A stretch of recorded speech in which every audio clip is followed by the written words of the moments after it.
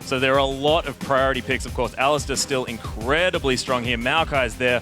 Yasuo is very, very strong. But Nunu is going to be the first one taken away. And that's almost taking it away from Dexter here. Although St. Vicious, one of the very first players to pick up that Nunu. Yeah, when he first came into the competitive scene, he was like the OG Nunu of the realm. As we say, Alistair and Tristana being taken away in quick succession, as well as the Syndra pickup. Yeah, the Syndra being taken away from Link here, and he showed us some brilliant Syndra play. Even though they didn't necessarily win against Dignitas, his Syndra was really, really strong. Of course, Zilean being taken off the board in Nidalee as well. Pretty standard, not necessarily focused, but Aphromoo is probably more of a Zilean player than Bunny Fufu. Yeah, although Curse do like the Zilean bottom lane, especially plays it a lot on the main lineup. We do see Lucian. I love this lock-in. It's a nice flex pick at the moment. Yeah. You don't know whether it will be a mid lane Lucian or whether it will be in the bottom lane. But of course, Double Lift is such a potent Lucian player. But if they decide that they need some form of late game hyper carry, they can move Link onto that and then do it that way. Of course, St. Vicious locking in that Maokai. Pretty standard here, and Bunny Fufu gets his Thresh. This is scary. Yeah, that's definitely the champion he was known for when he was on the Curse main lineup. His Thresh is one of the most talked about players, and we saw it banned against him repetitively. Interesting that Saint picked up the Maokai, maybe a little bit of mind games here, putting it on himself and not Chris in Champion Select, hinting that it might be in the jungle, but I would expect that to be He did used to play a lot of Maokai, but that was a long time ago. Dexter, though, going to lock in the Elise, and this is exactly what you were talking about. Going back to his original junglers, having that pressure in the early game. Yeah, it was his most played champion during the split, and he went with a full damage build. He said that was the only way to play that champion. You had to get in there, be able to exert pressure through kills and blow people up. As well as the Mundo in the top lane, that's a little bit more standard. Yeah. Especially if you see Maokai hinting at a double AP comp, although Impactful has picked up Corki, which gives them the option if they do want to go an AD mid, it definitely is open. Yeah, and we have seen Keen on that Corki as well, doing ridiculous things in that mid lane, so we don't necessarily know what's going to happen. Of course, St. Vicious picking up this Kha'Zix as well, and we've been seeing this is almost his style choice champion.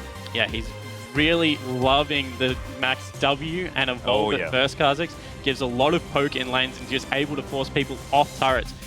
And in that, if you do run double AD, it allows you to fast push extremely well.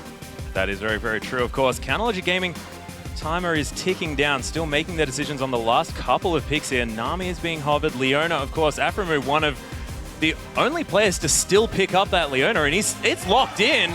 We're seeing the Aphromoo Leona. We're going to get some presence in this lane, Spawn. Yeah, and his solar flares are on point. Oh, yeah. Against Dignitas, he picked it up in one of the games, and he was hitting 3- and 4-man solar flares and really swinging team fights in their favor. Lynx also jumped on an assassin, which I'm so happy for. We saw him go to the AP Cogmore and even the Zilean and Rise. I've just had... Okay, we must have had a little bit of a brain issue, because Zed, where is he? Where's Zed?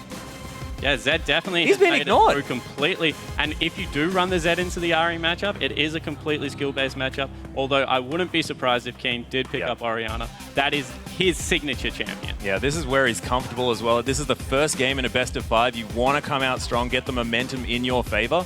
So picking up a champion that you're arguably the most comfortable on, I think we've seen him on almost 50% of the games that he's played, and they are going to lock that one in. So already everything's come through. St. Vicious, he was holding on to that Maokai for a little bit long. Love seeing that come through. But Aphromoo and Double Lift as Lucian and Leona, that is so much early pressure. These Sunlight procs can be procced so easily with that Light Slinger. Yeah, and they love to go 2v2 in bottom lanes. They have so much confidence in that matchup, and it's a typical pick comp versus a team fight comp.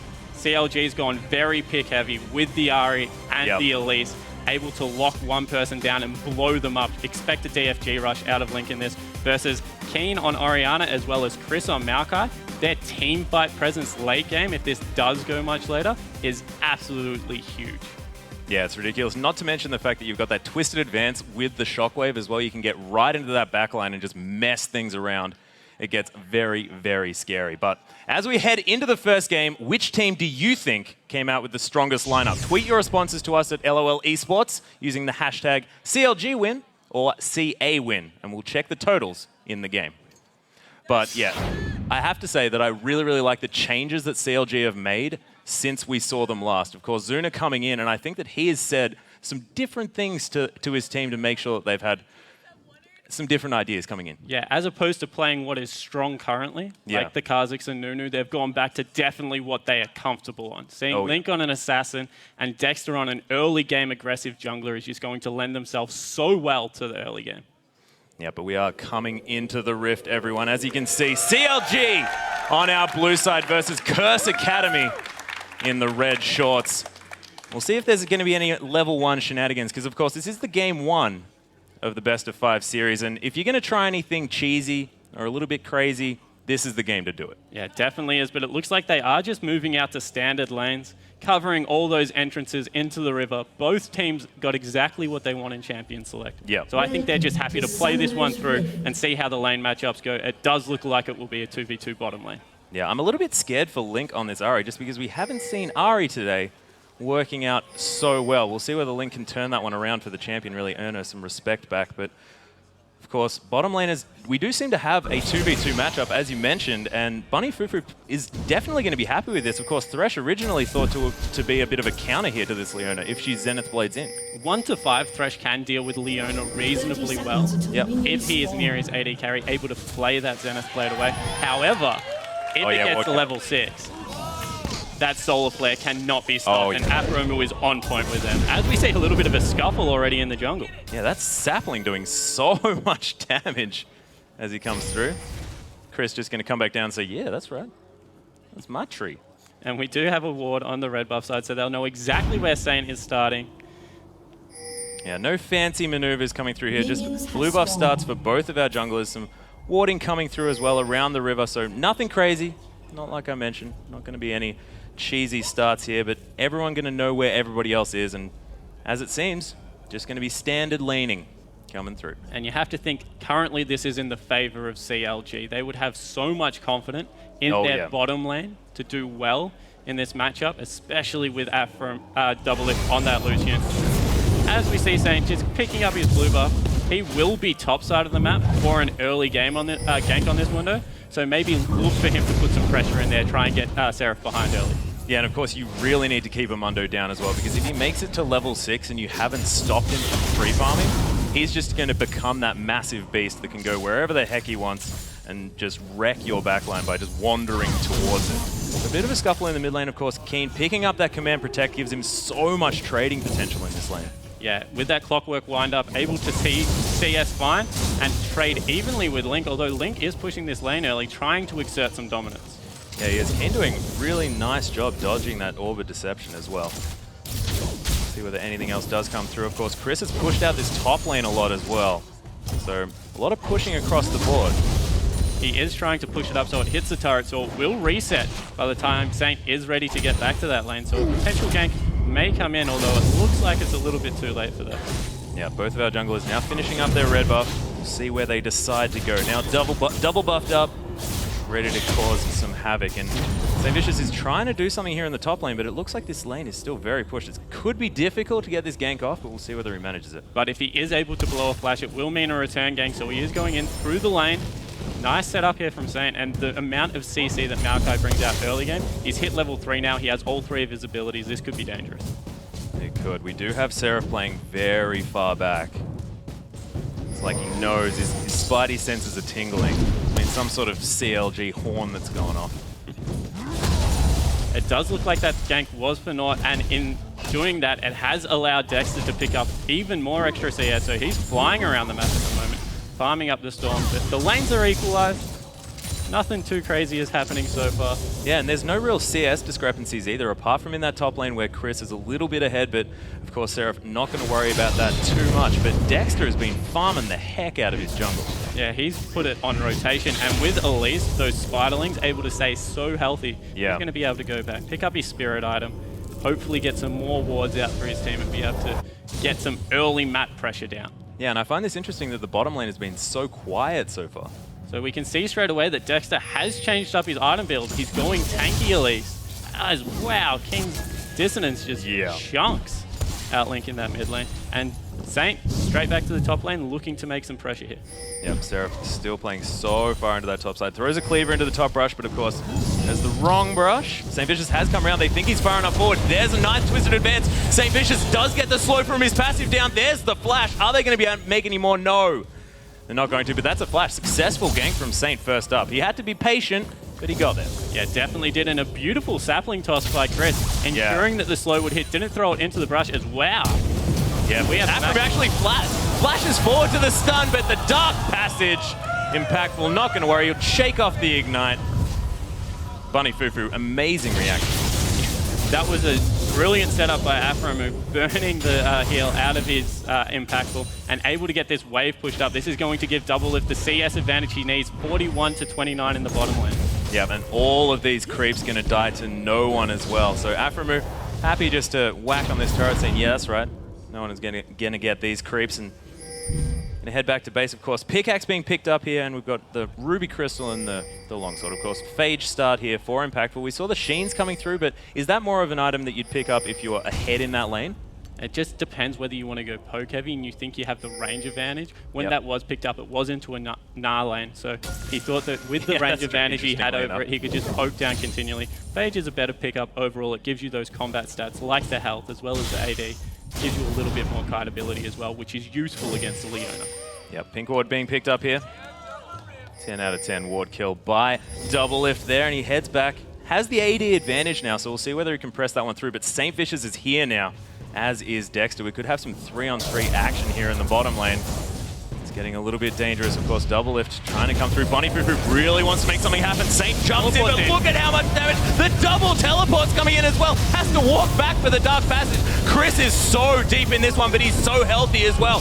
There's the phosphorus bomb doing so much work, but nothing going to come from it. That was such a volatile situation. And Chris pushing in that top lane, Many had level 6 burst, so his ultimate came through and mitigated so much damage as Afromo actually trades back. Sorry, Doublelift trades back very well there.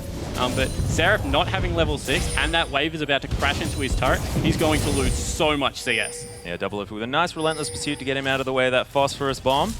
And Link coming back down from that top side. You can see now there are wards littering the map, and it seems to me like both teams have exactly the same ideas of where they want these. Doublelift, that's his second ward of the game. Got to be happy with that one. Sort of need to have a ward counter as well as a CS counter, I think. It definitely does. As we have another engage. Actually getting knocked out up here by Bunny Fufu. Impactful now, trying to answer back, but he's taken a lot of poke. And now they've started fighting here in the bottom lane. Yeah, first blue buff will be picked up by Keen. Saint still isn't level 6. You would expect him to be able to hit that by his second buff. Dexter, however, the exact same level, gives the blue buff over to Link in that mid lane. So it will be both mid laners with blue buff. They're just looking to farm up even further, although Link has started to get a CS advantage. Yeah, and so far, CLG with a 500 gold lead purely from that farm. Of course, Doublelift looks on the ball today on this Lucian, managing to pressure Impactful and Bunny Fufu out of that lane in order to get himself a bit of an advantage, utilizing having that extra pickaxe for a little bit more damage than Impactful's little longsword. And we are getting to around about the 10-minute mark here, so look for the top lane to start trying to push out, set up for a dragon. We mentioned how important it's going to be for CLG to get that early game advantage. As really nice CSing by Link under the turret there, but that can be tricky. Yeah, it certainly can, especially on Ari. That Foxfire gets really, really annoying to use because it just hits whatever the heck it wants. Of course, Seraph and Chris both have their teleports on cooldown as well, so could you imagine that maybe we'll wait until they're up before any dragon is contested here? Well, that's why it's so important to push the lane out. That gives you the ability to be able to walk down. Yeah, that's true. And because Mundo and Maokai do very little damage to structures, there's not the risk of having to lose your turret in the first walk down the river. See whether they do that, of course. Bottom lane just not deciding to go too aggressive anymore, but Dexter has actually started up this dragon here. Link's waiting in the wings, wanting to get a pick off if anyone decides to come through, but look at the vision here. Link has sort of given a little bit away, potentially. There has been pings down onto it, but Dexter's looking like he's pretty committed. They do a lot of damage when this dragon gets low. Dexter's looking low on health, but they secure the dragon. Really well played by CLG. And that's the early vision control we talked about. Yeah. Brilliant work from CLG. They're able to juggle the aggro with the spiderlings, and then of course Link jumping in to lend a hand. They've got a 1,000 gold lead at only 10 minutes, and it's all through map control. And this is what we wanted from Dexter as well. Secure the early advantages. Don't necessarily sit... I mean, he did gank the bottom lane, but he's not sitting there. He's securing dragons. He's moving around the map to places where he really needs to be and securing what he can. He's the opportunistic jungler that he otherwise was. As another pink ward does go down, St. Vicious picks up that one. Probably not worth it in comparison to a dragon. Double F takes a lot of damage from that phosphorus bomb. St. Vicious getting another one. This guy. So able to clear out vision in the bottom side, but those pink wards already did their job. Yeah, they secured the dragon, so that's completely fine for them to drop off.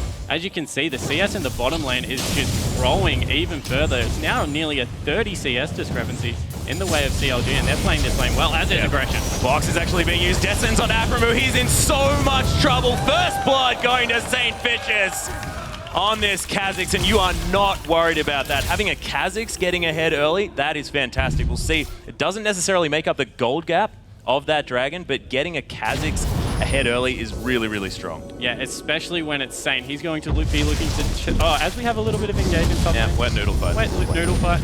If you get Saint ahead, he's able to impact the whole map. So look for him to turn that into wards, into some more ganks, and try and propel his team into a little bit of a better position. They're only 200 gold behind now. And Chris is doing well in this top lane as well. Yeah, Seraph does have that Spectre's cowl, so he's going to be able to sustain himself up, as you mentioned, relatively easily.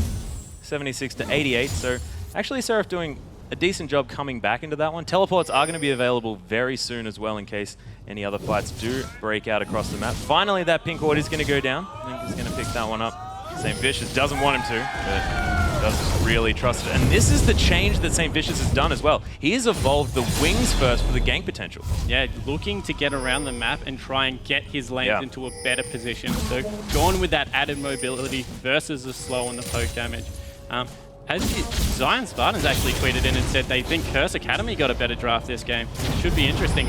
If it goes late, I agree. They have a much better late game team fight. However, if in the mid game, this Lucian can start rolling, I think that they might be in a good position. Yep, we'll see. Of course, CLG already with an early lead, but is it enough of an early lead to get them through? Of course, Curse Academy do know how to play that late game exceptionally well, especially with Keen on this Orianna, where he's so comfortable. Dexter looking to make some plays potentially around the mid lane, just getting some vision down as well. And look at this, CLG with so many wards across this map. They know exactly what's going on, and they have to do this to pick up those picks that they need for this comp. Yeah, as we're seeing, the bottom lane is being pushed in repetitively. So Saints here again for a little bit of a gank. Looking for Bunny to start something up, maybe a bit of a tell by walking forward, as well as Dexter and Link being missing. That must be petrifying for the bottom lane of Curse Academy. Yeah, CLG pushing very hard into this one. Dexter and Link still hanging out. Keen coming over for his blue buff. There's the Cocoon, there's the Charm as well. The Wombo combo. Saint, you probably don't want to do that, buddy.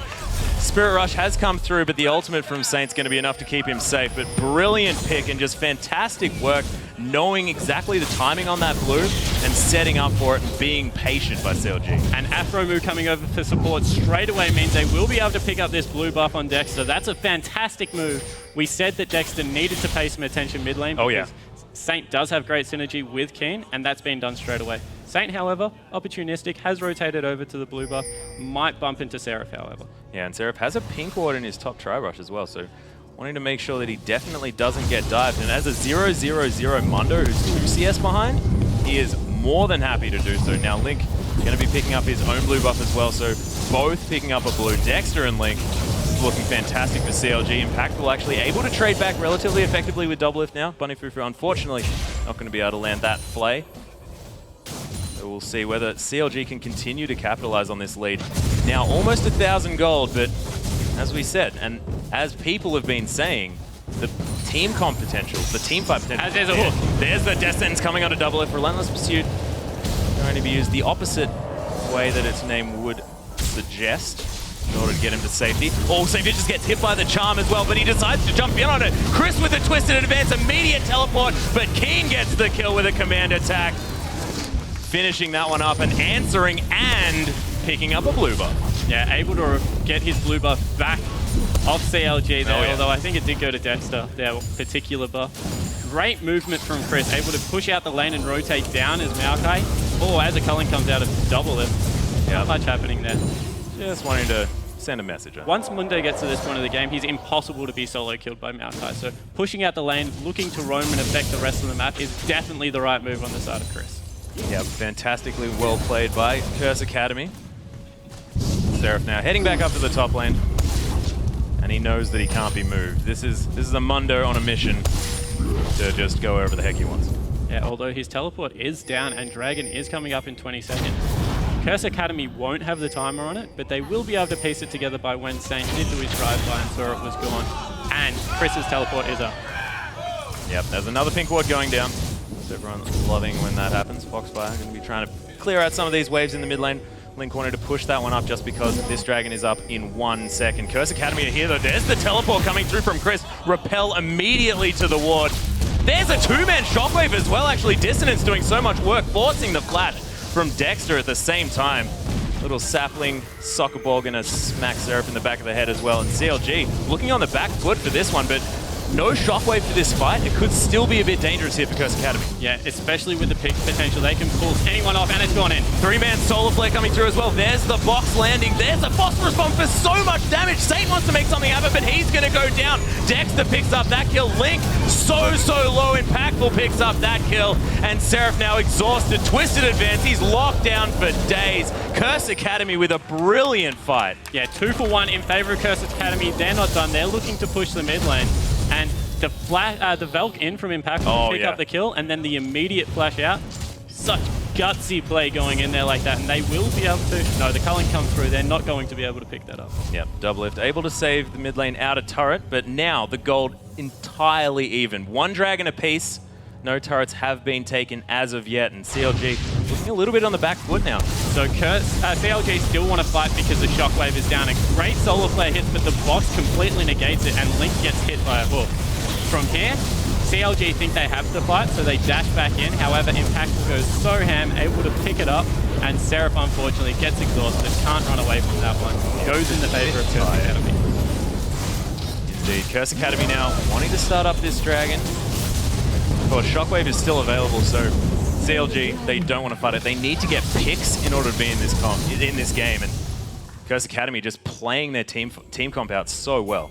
And Keen is starting to get massive in the mid lane. 1, 1, and 2, 165 CS at 17 minutes. If his Shockwave hits 2 or 3 people, with the Maokai in the middle of the team, that's going to be so much disruption and damage that comes out. This could start turning in the favor of Curse Academy if they group up. Not to mention Bunny Fufu can follow a death sentence into the middle of their team as well. They have so many ways to get that ball into places that they want.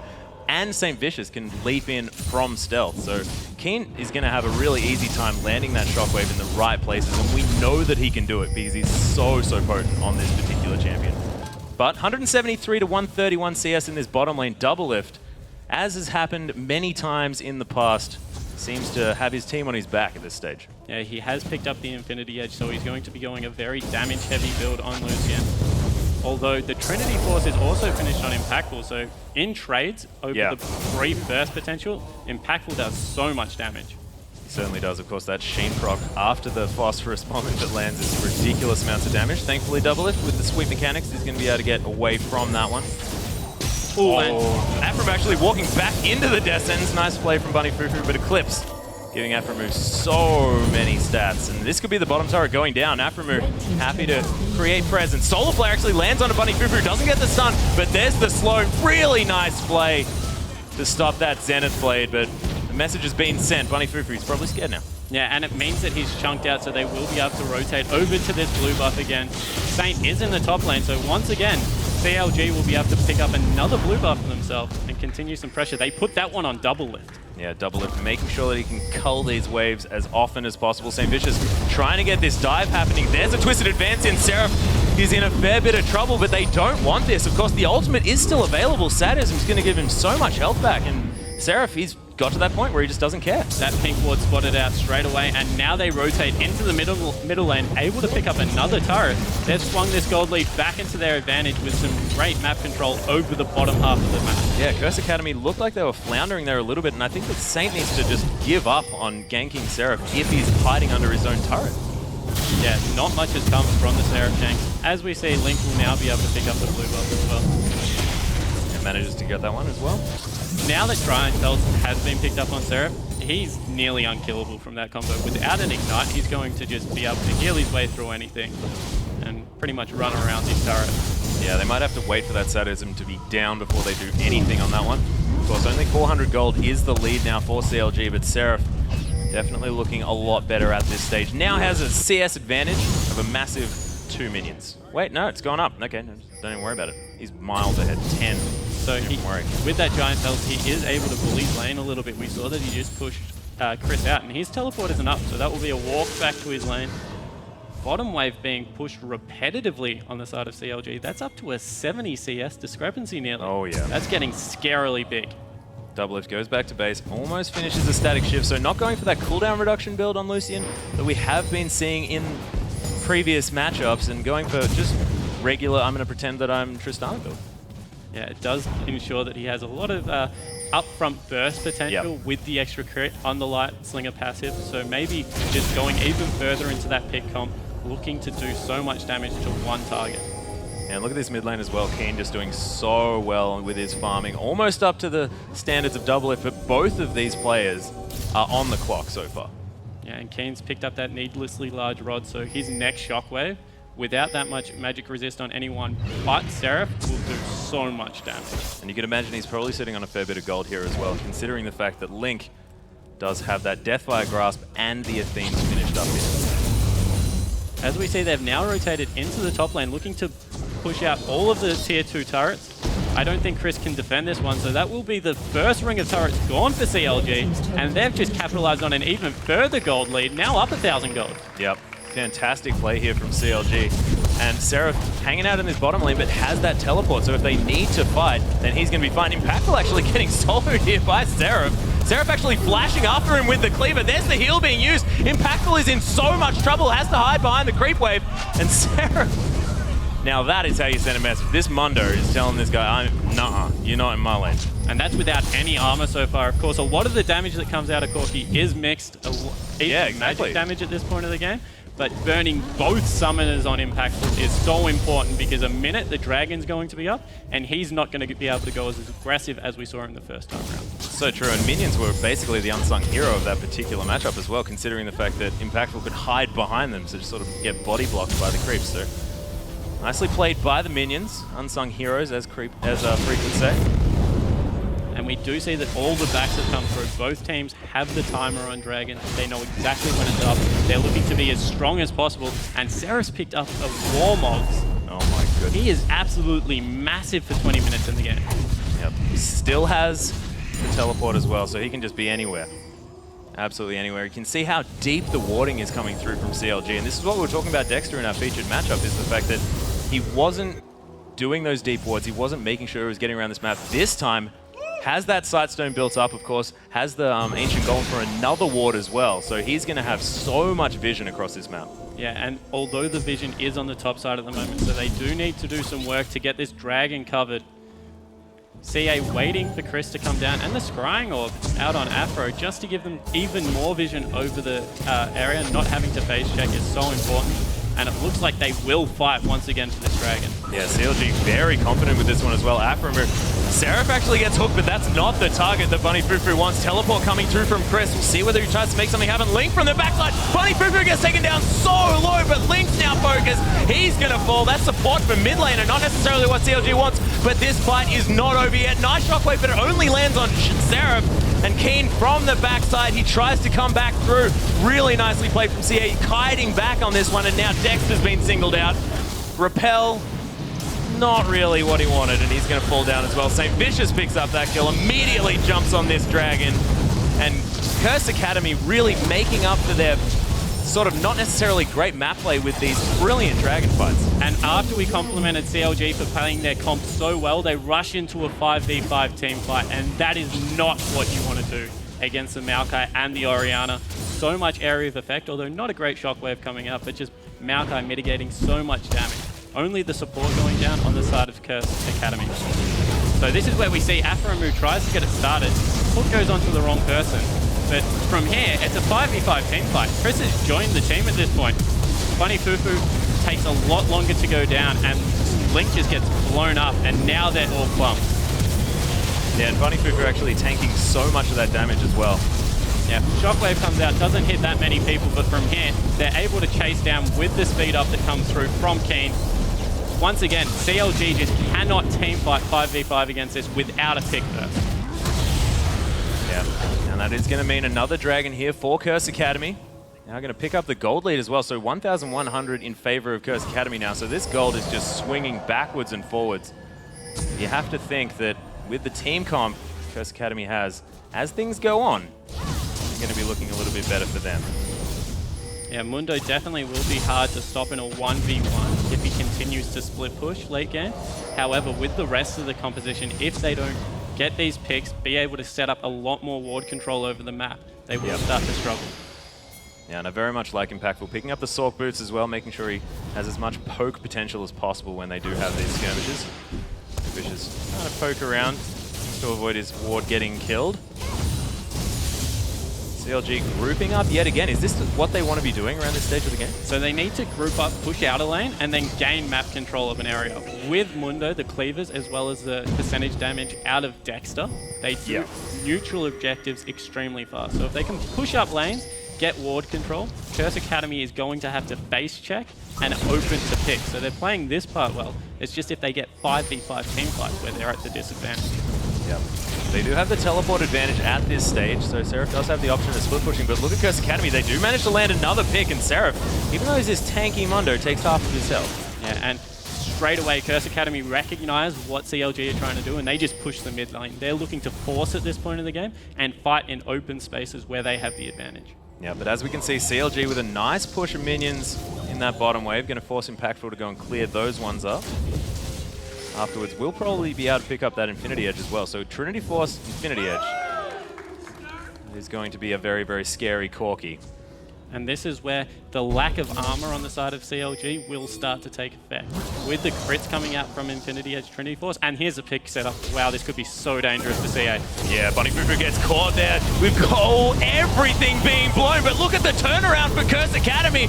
All of that damage Impactful got here at exactly the right time. The double kill from Chris, and CLG thought it was all going their way, but it's not going to happen. Impactful with another fantastic rocket. I lost my brain in that fight because everything came down at once. Yeah, as soon as they dove in onto Bunnyfufu, once again, the shockwave came. That's going to mean absolutely cleaned up. This is meaning a Baron on the side of CA. It's only 27 minutes. Double Lift has to try and stop this. Yeah, doesn't have the culling available as of yet. St. Vicious is very low. Ardent Blaze trying to come through, but Double Lift has to be very, very careful. There is Chris with the Twisted Advance in there, and they're just going to focus this Baron through. That is going to be St. Vicious picking that one up. And Curse Academy with such a decisive play. I'm starting to believe Zion Spartan right now. And this is where CLG think they have the pick. However, they all pile in. And this shockwave hits 4 people. That is absolutely huge. All the AoE damage coming through, and at this point, CLG can't fight. They have to try and run. But the chase potential just too much on the side of Curse Academy. Pick up the Baron, pick up the gold lead. Now they're really rolling in this team fight comp. Yeah, they really, really are. And Chris has been so impressive on this Maokai as well, making sure that he gets Twisted Advances, has that Maelstrom to make sure that he's so tanky, and he's often been considered sort of not necessarily the strongest member of the team, to put it diplomatically. So, been playing this one out very, very well, despite the fact that his lane opponent got quite ahead. Yeah, so Seraph did do a great job during the laning phase, but when it comes to team fights, we're just seeing the impact that Maokai can have over the Mundo. It's just, he's become absolutely huge. With that Frozen Heart picked up as well now, it's just going to mean that Double Lift, who is the most fed character on his side, is going to do less and less damage as the game goes on. Now we'll see whether CLG can regroup and try and make something happen here, of course. Their Mundo is still fairly strong, but it's going to be quite difficult. The petrifying thing on the side of CLG is that they're a 5,000 gold disadvantage, and there's all these turrets open on the map. The mid tier 2 hasn't even been taken yet. Yes. However, they don't siege extremely well. Corki, with that short range, is only going to be able to get 1 or 2 shots off at a time, use that chain proc to try and clear out these turrets. So this might lend to a little bit of a missed turret dive, and that's the next thing that CLG have to hope for, because the 5v5 team fights in the open just aren't working. Yeah, and Double Lift has been fantastic at finding these free lanes, as he was often known for. Now 100 CS in the lead, almost has that Bloodthirster finished up. If he gets a last Whisper, he's going to be ridiculously strong. The Curse Academy coming through this mid lane. There's nothing that CLG can do at this stage. They just sneezed on that turret and it fell down. Once again, now grouping up as the 5, so understanding exactly there's the what flat their from win Chris. Not condition quite is. going to land. It's gone in. Yeah, does catch a cocoon to the face. So just making sure that they pressure CLG out of this one. The inner turret goes down, trading for an inner in the bottom lane though, but Doublelift probably has to think about heading back in case there's an inhibitor being taken. Yeah, and Chris is looking to go back as well. Dragon is up, so they can rotate to that straight away. Looks like they're not done in the mid lane. They want the inhibitor. Yeah, they feel like if Doublelift is going to stay in the bottom lane, they will take that bet. But he has left. Creep wave is going to die to this inhibitor turret in the bottom lane. So Vicious will be happy with stealing away this red buff. Gives it away to Impactful. Quite nice. And once again, terrific movements from Curse Academy. They're looking to set up in the bottom half of the jungle and make CLG face check this dragon. Otherwise, they're going to fall even further behind. They've given it up for free. They're looking to gain farm over the rest of the map, but that's just a massive lead now in their advantage. Yeah, CLG just looks like a team that knows that they're not necessarily going to win this one because they're not contesting for these objectives. They know that there is a Baron, of course, but not even going to try and trade objectives in these situations.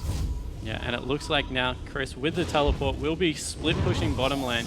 He's looking to pick up another 2 turrets, and with a 4-man siege because of the Orianna, I think that they can withstand this and keep the tier 2 alive. Yep, CLG trying to answer with the inner turret in the top lane. Death sentence onto that minion.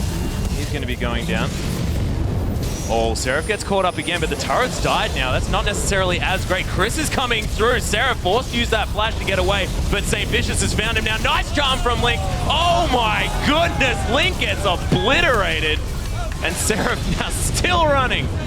But I think, oh, actually, no, there's Sadism's going to wear off. Impactful's here now, but this is sort of the wild goose chase that Amundo can do. He is eventually going to go down, but he wasted a fair bit of time. But took him straight to the minions in the middle lane. They're going to be able to push down here. 2 people on 30-second death timers or higher. Link's whole health bar was red just then. Yeah, he got blown up completely. It's like he became a member of Curse Academy for the moment. And now it looks like it will be the first inhibitor turret, most likely the first inhibitor for the game as well. And Curse Academy look fantastic. They look really, really good. This inhibitor is not going to last long. Baron has worn off. But Curse Academy just with 5 strong, 2 dead on the side of CLG. And that's all you can say about that. As we can see, this pick comp just hasn't worked out. And now Curse Academy just have free roam of this map. Yeah, and 4 turrets, a dragon, and a 1 team fight on the first Baron. I think they'll take that for their first Baron. They don't care that it's run out. They've got a 10,000 CS gold advantage with this turret. They can go back and buy it. Looks like they're fighting though. Yeah, there's a shockwave. Blink gonna get absolutely destroyed again. Dexter now is a bit of the focus. Seraph now nicely tanking up some damage here, but oh, Dexter forced to immediately use that repel and flash out of the way, but St. Vicious finally gonna take down Seraph, and this is exactly the same story. They're just going to be able to do the same thing again. And they're focusing the tankiest member on CLG, and he's not lasting at all. Once again, Link got blown up without using his DFG or the 2 charges of his ultimates left over. Oh my goodness, so much damage. Doublelift gets destroyed. Chris now takes a massive ride on that twisted advance, and then another one on the Dark Passage. Nice double kill pickup from Doublelift, but they do manage to pick up their second inhibitor, and that's in the bottom lane. That's going to mean that this next dragon coming up in a minute is going to be all Curse Academy. Yeah, so they only got the inhibitor turret, so they're going to have to pay another visit down there. And the teleport is down on the side of Chris, so regardless, they can just keep Seraph in the bottom lane, push that one out, even if there are super minions. But Doublelift, 3-0-2, nearly 400 CS at the 33-minute mark. Let's hope his back is strong, my friend. His whole team on his back right now, looking to pick up that last Whisper as his next item.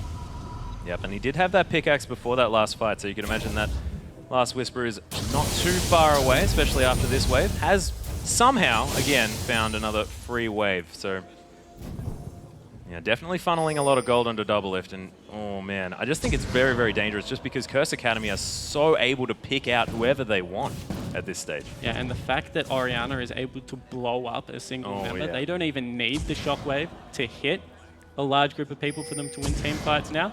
It's just getting more and more out of control for the CLG. Yep, Keen is actually a full Zhonya's Hourglass up on Link. And that's with a Rabbidan's Death Cap instead of that DFG. This Orianna is such a monster. 3, 2, and 11 now as well. So massive kill participation. That's 14 of the 15 kills. And straight away, Curse Academy looking to force the issue one more time, set up complete control over Baron, and they might be able to pick this up uncontested. They're burning through it so fast. Yeah, 35 minutes into the game, 10,000 gold lead. Curse Academy with so much control. The culling's coming through. They're trying to make something work on the side of CLG. Doublelift is in a good position, but Impactful immediately takes down Dexter. Chris trying to be a nuisance, but Doublelift still on full health. Is he going to be able to do something out of this? No, that's another member going down. And I think CLG are going to have to back off, but this time Link didn't die. So they can take that away. No shockwave expended on the side of Keen as well, so they can turn around and go straight back to this Baron. Looks like CLG have given up with that idea. They're just looking to push the mid lane and get something for it, but the recalls are coming out on the side of the Curse Academy. Yep. Keen, of course, trying to recall, but gets knocked up by Baron. Always unfortunate. That is going to mean that the turret is going to go down in that mid lane, but Baron for in a turret, I mean, it is map control. I'll give you that. But the money's always going to go in favor of Curse Academy, so definitely looking very, very strong. Yeah, and 2 open inhibitors right now. Yeah. That's the important part. They can just walk into the base and completely clear it out, and then just focus on the top lane. They don't even need to fight at this point of the game. So as we see, Curse Academy pull off the Baron. They know they can win a team fight, and once again, Link gets caught out of position, gets hooked, and look how much damage Impact was just doing to Seraph at this point. He goes down in about... no, he actually stays up. They turn their focus onto the jungler Dexter. And it's just Link repetitively getting caught out just means he can't unload on one person, can't blow them up, and it's just looking really, really bad with team fights. It has a lot to do with the fact that Curse Academy have been really, really disciplined in how well they're staying together as well. They're not trying to dive too far to pick up Doublelift. They're staying as a unit and making sure that they can protect one another in these fights. Yeah, and that's just their gold advantage. They can kill the front line of CLG before CLG can kill their front line. So Maokai at this point of the game just isn't going to die. And we haven't spoken about St. Vicious that much this game. He is our key matchup. He's 5-1 and 10 and absolutely massive on this Karzik. So tanky at this point. Looks like he'll pick up his Randuin's next. And they're just going to see just another turret. Maybe better to go into the mid lane, but the teleport is coming through. Yeah, Chris definitely want to press this advantage. Little softball just to say, yep, I'm here. Here you go. And it looks like they will rotate through into the mid lane, looking to pick up the inhibitors instead of the turrets. Clear those 2 out. What that means is that CLG can't leave their base. They have to protect the inner turrets from super minions. And at this point, they honestly can't fight either. CLG playing back very, very far. The Maelstrom going to come through just to deter any potential attack, but that's not going to come through. Curse Academy just so far ahead at this stage. And you see them, they're playing so careful. They're so walking around the base, always as 5. Kane took no damage from that Orb of Deception, and they're going to waltz in and take a second inhibitor for themselves. That was with a charm on as well. Chris actually getting caught up by all of the CC available from CLG. But he is not going to care. He's still over half health at this stage on a champion with incredible sustain like Maokai. Just Curse Academy, so strong. Yeah, however, the danger is they're playing maybe a little bit too safely. If they let this game go for another 10 minutes, items aren't going to mean anything at 50 minutes into a match because everyone's going to be on 6 items, and then it just comes down to whoever plays the comp further. Killing the 2 inhibitors is good, but what it does do is funnel farm into the carries of CLG and ensure that they can start getting some items for themselves. See whether they do make it work, but as we've seen, Curse Academy have just had all of the 5-man team fights work in their favor, so you'd think that if they just stay grouped up, they are going to be able to take this series. Yeah, and it looks like they are just walking into the top lane, looking to push out the last lane that doesn't have an inhibitor up, and Chris is going to be able to clear this one out with his ultimate. Yep, no worries there at all. More of Malmortius actually being picked up here by St. Vicious, not wanting just that Hex Drinker, and I love that item on Kha'Zix. You spend a lot of your time at low health. Yeah, especially diving into the backline like he is. Yeah. Trying to distract Link and Doublelift, using that stealth to great effect. And CLG's done a good job of pushing these lanes up. They will be able to defend for maybe a wave, but after that, they're going to have to retreat off this tier 2. Yeah, and this is such a hard turret to defend as well. 13,000 gold behind. Anything's going to be hard to defend, but this one in particular is quite hard to defend. And once again, the carry's walking up to the front line. Double lift equal with Seraph there. He needs to be careful that he doesn't get picked out by a hook and blown up. Yeah, does have that relentless pursuit to keep himself a little bit safer, or a little bit more nimble anyway.